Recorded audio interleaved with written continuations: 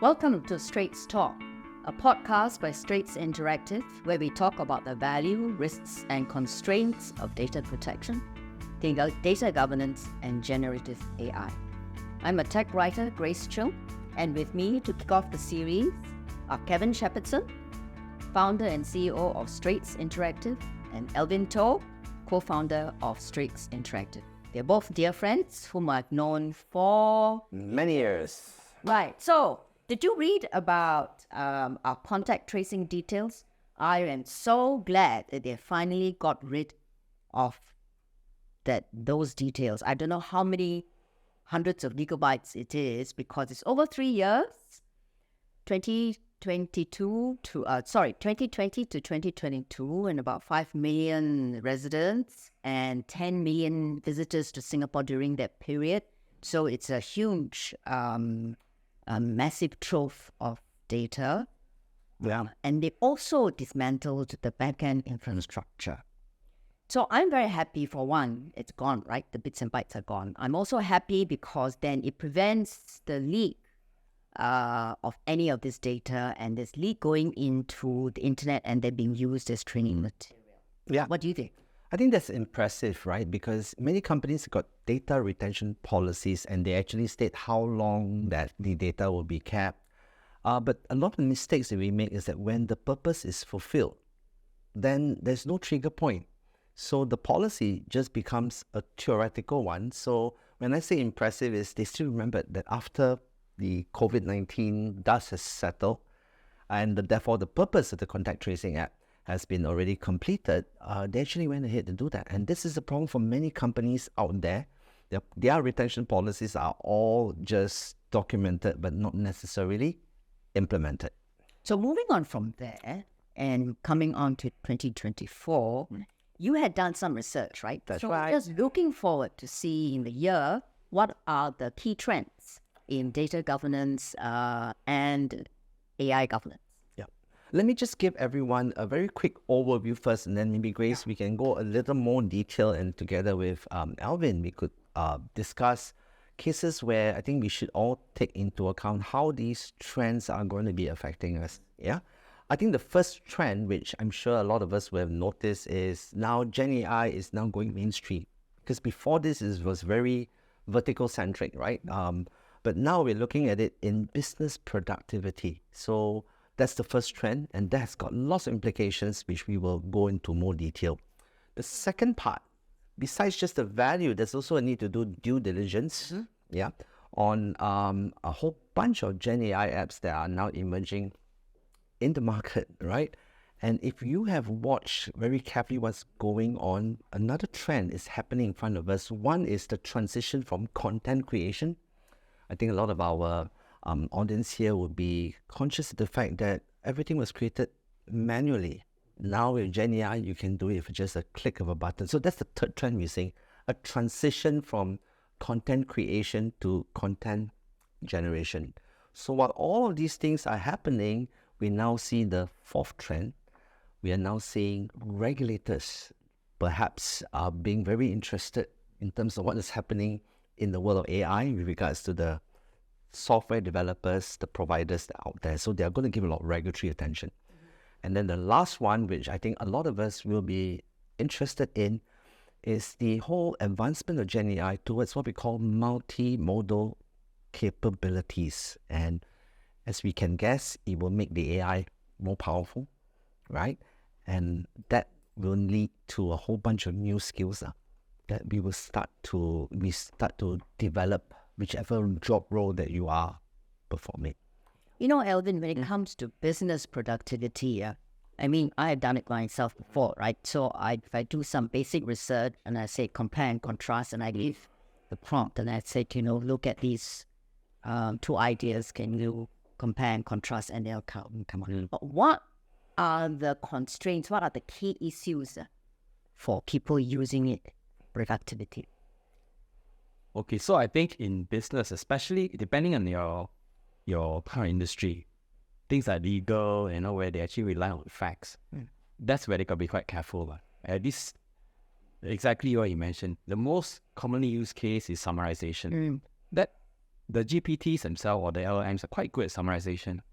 But where it falls apart sometimes is certain facts may not be quite accurate because it wasn't designed to be like a database retrieval type. Maybe people think it's actually that.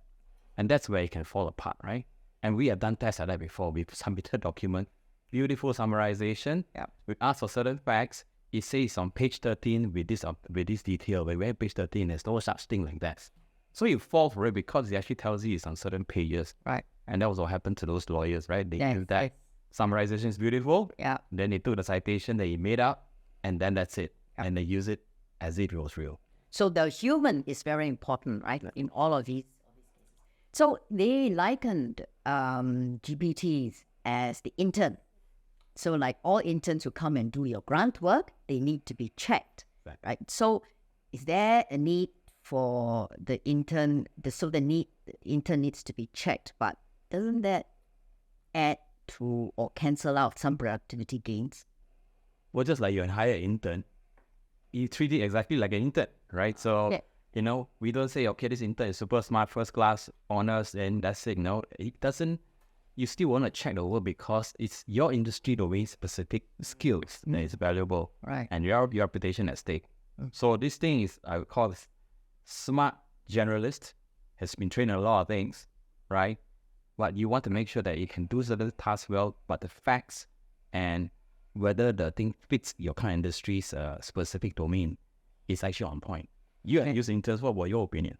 Yeah, I mean, if you think about the fact that we use the first word value, interns can bring value, right? Just as we are all seeing the value that Gen AI brings, but we also need to be aware that because they're an intern, there's also going to be risks, yeah, because no one has taught them, right? And there are also constraints. You cannot expect them to do more than what they are trained to do. And since we're on that topic, we always talk about productivity and value. What we did at Straits was to define 10 areas. I think it's important for everyone to understand that if you are going to promote Gen AI to enhance business productivity, there are a bunch of value-added areas. One is very department-centric, yeah? And the other one is what you heard from Alvin. They are all specific general users.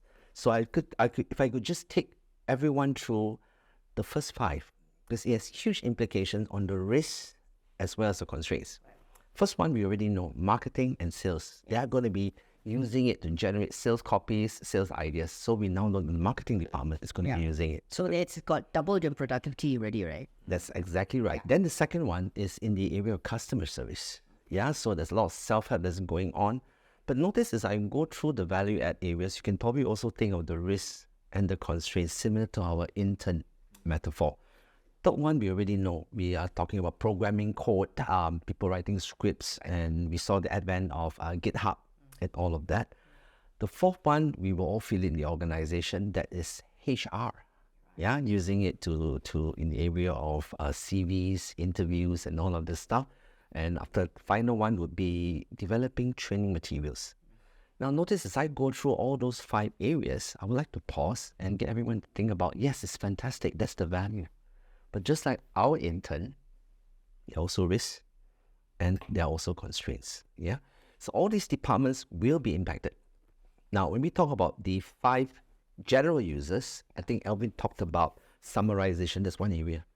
The other one that's very common is question and answer. We rely on, example, ChatGPT, yeah, or chatbot to give us the answers on specialized areas.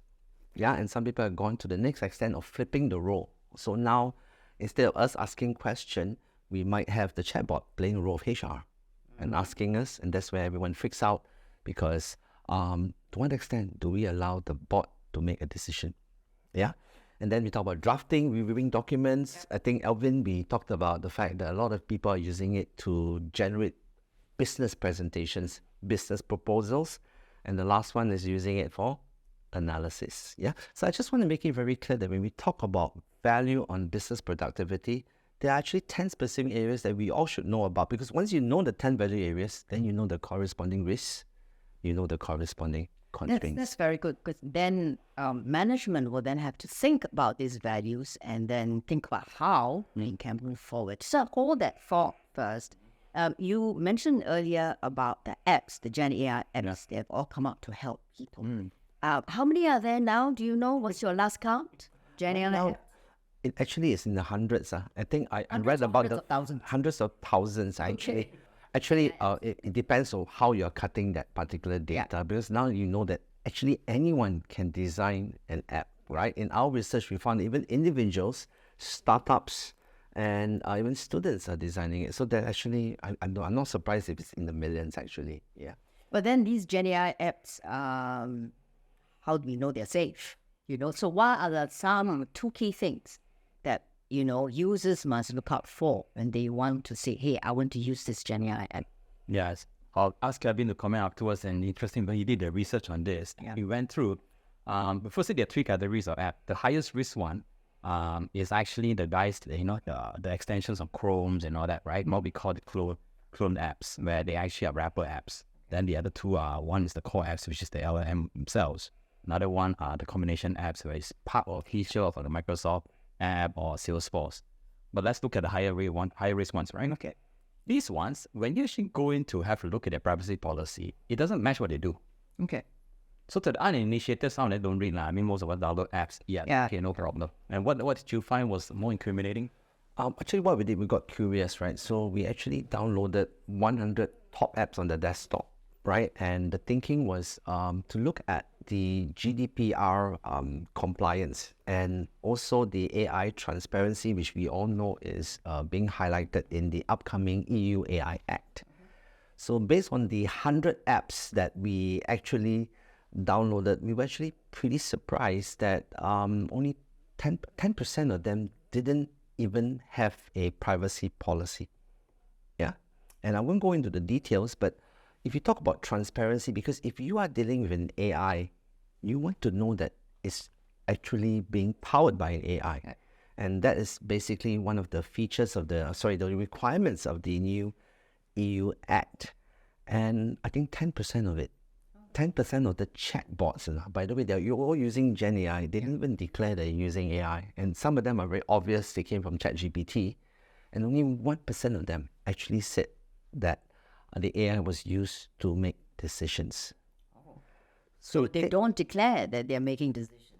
They don't That's declare danger, it. right? And on top of that, they don't even tell you that the AI is being used or where the source of AI is actually coming from, right? So that's the part that we were pretty concerned, and many said that they're GDPR compliant, but that's actually just cut and pasting someone else's policy, and it didn't manifest. You didn't see any of that in how the apps were displaying the privacy policy and all of that.